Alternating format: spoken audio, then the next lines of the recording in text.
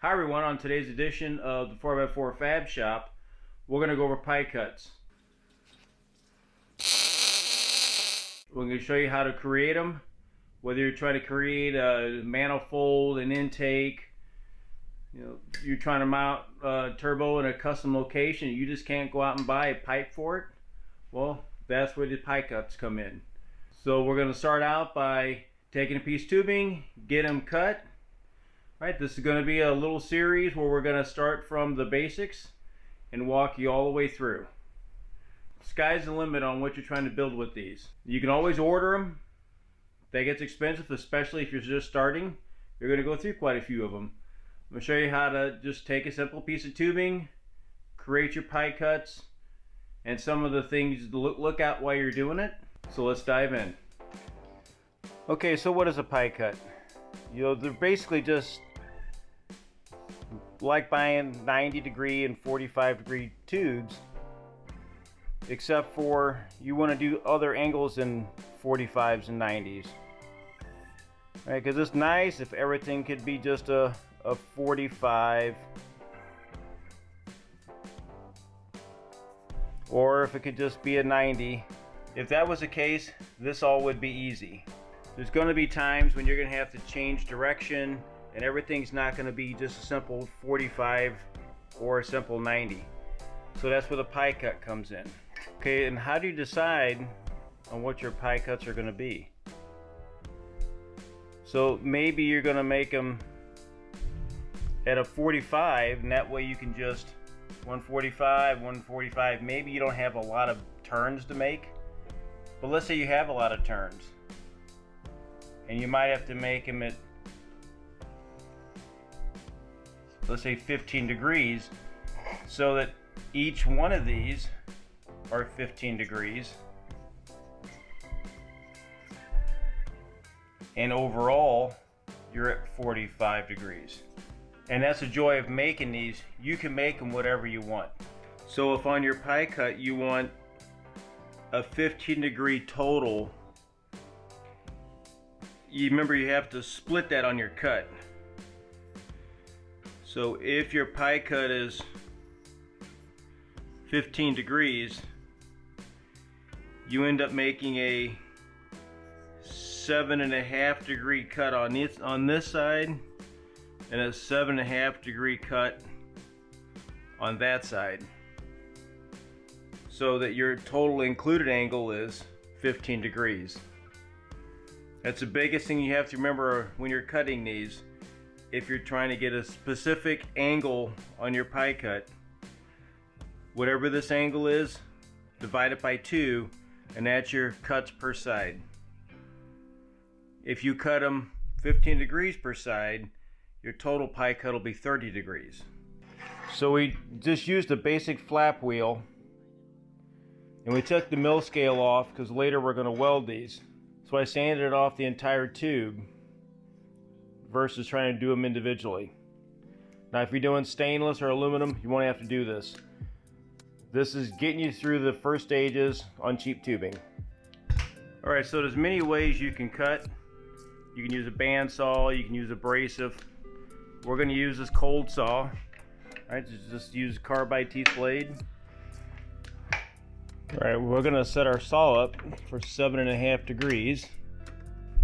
And if you want any information about this saw, I'll leave some information in the descriptions. So the first cut, we just have to make a cut.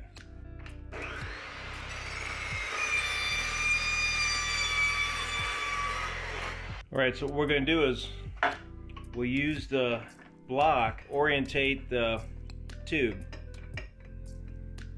So once it rotates and it hits square on the block, you know your orientation's right.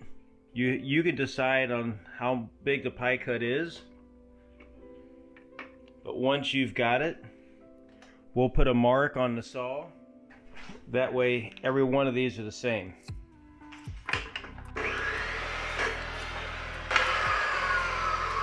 Put your block back up. Rotate your tube till it hits square on the block.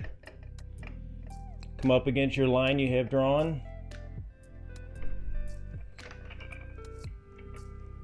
Just snug it up and just repeat.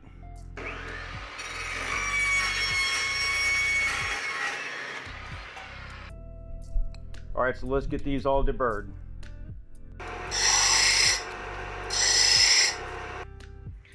And then something you'll need is some kind of deburr tool, so you can deburr the inside. Now these will work with steel tubing like this, it'll work with stainless or aluminum. Just want to take that burr off the inside. And that seam in here has a very handy use. Alright, by using 7.5 degrees, you get a 15-degree included angle. If you use 15 degrees, you'll get 30 degrees, right? So it doubles. So it's 15 degrees you want. You'll take two 7.5 degree cuts, and then you'll have three 15-degree pie cuts to form a 45. You can make these angles anything you want. If you want these to be 20 and these 10, you can do that as well. But the whole point of the pie cut is you can form a sharper angle than a traditional just 45 if you want to, by making these thicker or thinner. You can change it however you want. Or if you need to go in a total different direction, you can make them any angle, any size. If you got to turn and rotate,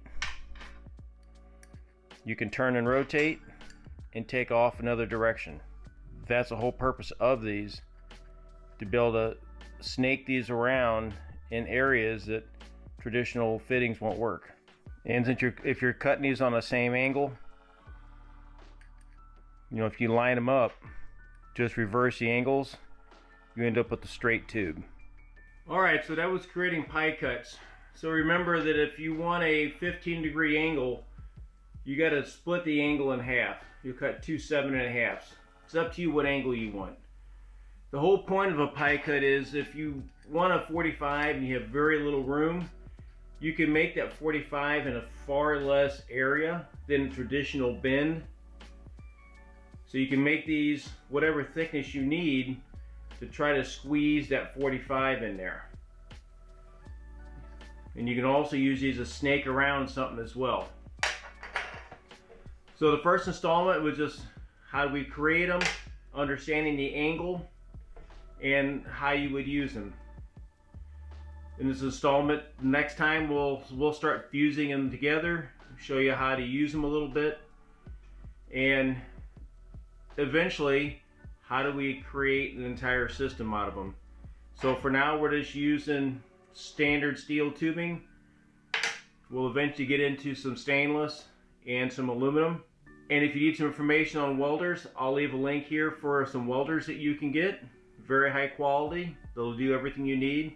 And if you want some information on the saw we used, I'll leave some information there. I'll see you in either one of those videos, and I'll see you in the next installment of Pie Cuts. This has been the 4x4 Fab Shop. Please remember to subscribe to the channel. It's a new channel, so we're trying to get the growth out of it. So we'll see you then.